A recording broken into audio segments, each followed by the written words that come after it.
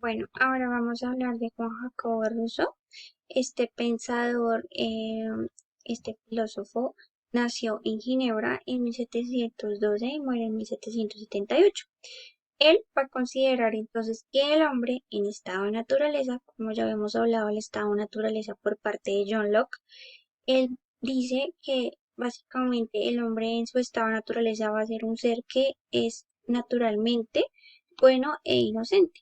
Entonces él dice que la bondad de ese ser humano se va a derivar de un sentimiento que es el sentimiento de rechazo, que es un sentimiento natural que va a sufrir, va a nacer del rechazo al sufrimiento de los demás. Entonces, por esto el hombre es considerado como un ser naturalmente bueno e inocente, según Juan Jacobo Rousseau.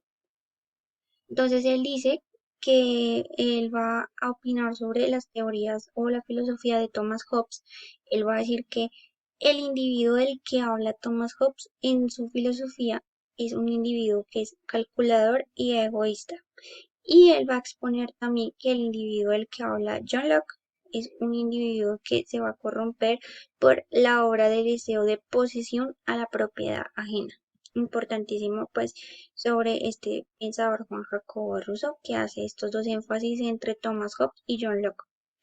Entonces, Juan Jacobo en su filosofía va a exponer que el hombre natural no poseía propiedad, sino que esa idea de la propiedad es como un resultado de ideas previstas, de un saber acumulado y de toda eh, como la idea de las industrias sobre posesiones, sobre bienes.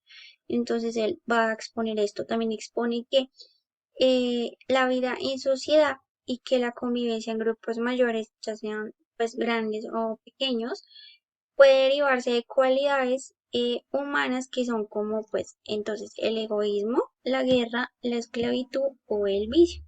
Entonces que él dice que la convivencia pues puede tener estos contras, por decir así.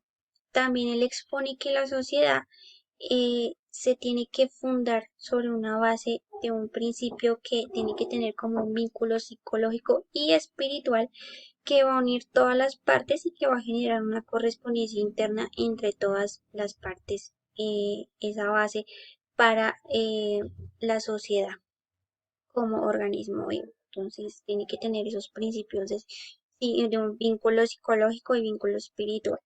Importante de Juan Jacobo, entonces él habla aquí sobre algo muy importante que él nombra bastante, es la voluntad general. Entonces él dice que el cuerpo político, ya sabemos que es un cuerpo político ya viene de antes de John Locke, más o menos, que un cuerpo político pues es básicamente como esa necesidad de formar una comunidad, ¿cierto? Entonces, el cuerpo político dice que, según Juan Jacobo, es también como ese ser moral que posee voluntad y esa voluntad es general. Entonces, la voluntad general es que tiende siempre a la conservación y el bienestar de todo y que esa voluntad general es la fuente de las leyes. Entonces, el cuerpo político tiene que ser pues moral y tiene que tener esa voluntad general que nombra Juan Jacobo Rousseau en su filosofía. Entonces, la voluntad general va a constituir el cuerpo político para las relaciones que se mantienen entre sí y las relaciones que se van a mantener con el Estado. Y va a tener como norma lo que es justo y lo que es injusto, expone Juan Jacobo Rousseau. Él también va a decir que la sociedad entonces es una personalidad, él expresa que la sociedad es una personalidad moral y colectiva y dice que la sociedad se puede ordenar por medio de principios de bondad colectiva y que ese principio es el que no se debe generar, en ese principio no se debe generar desigualdad ni esclavitud. Entonces él dice que la sociedad tiene que ser un principio de bondad colectiva. También expone que debe haber un orden social y que ese orden social es un derecho sagrado que sirve de base a todos los demás derechos. Entonces el orden social, como ese cuerpo político, esa comunidad, debe tener voluntad general y debe ser pues con una personalidad moral y colectiva. Entonces él expresa que La sociedad es el resultado de un impulso natural que tienen los hombres, pues para asociarse entre sí, para armar comunidades, para formar sociedades. Entonces, que eso es un impulso natural del hombre. Él aquí expone también Juan Jacobo Rousseau, entonces como concentración a toda su filosofía, él dice lo siguiente, él dice que hallar una forma de asociación que defiende y proteja con toda fuerza común la persona y los bienes de cada asociado y por lo cual uniéndose pues cada uno a todos no obedezca más que a sí mismo.